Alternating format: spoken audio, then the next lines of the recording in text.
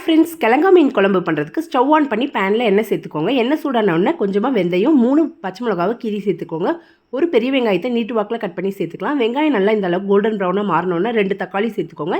தக்காளி நல்லா மசிஞ்சு வந்தோடனே ஒரு சிட்டிகை மஞ்சத்தூள், 1 டேபிள் ஸ்பூன் அளவுக்கு வீட்டில் அரைச்ச குழம்பு மிளகாத்தூள், 1/2 டேபிள் ஸ்பூன் அளவுக்கு தனி மிளகாத்தூள் சேர்த்து 2 நிமிஷம் நல்லா வதக்கிட்டு, ஒரு லெமன் சைஸில் உள்ள புளியை ஊற வச்சுருந்தா தண்ணி இதுக்குள்ளே சேர்த்துக்கிறேன். எக்ஸ்ட்ரா தண்ணியும் சேர்த்துட்டு தேவையான அளவு உப்பு சேர்த்து நல்லா மிக்ஸ் பண்ணிக்கோங்க.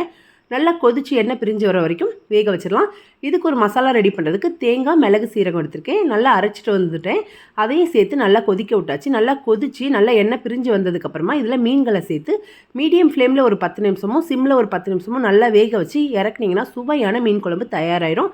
இன்னும் மீன் குழம்பு வாசனையாக இருக்கிறதுக்காக இதில் மல்லித்தலை சேர்த்து நல்லா பரிமாறினீங்கன்னா சூப்பரான கிழங்கா மீன் குழம்பு தயாராகிடும். நீங்களும் உங்கள் வீட்டில் இதே மாதிரி ட்ரை பண்ணுங்கள். இந்த வீடியோ பிடிச்சிருந்தா நம்ம சேனலை லைக் பண்ணுங்கள், ஷேர் பண்ணுங்கள், சப்ஸ்கிரைப் பண்ணுங்கள்.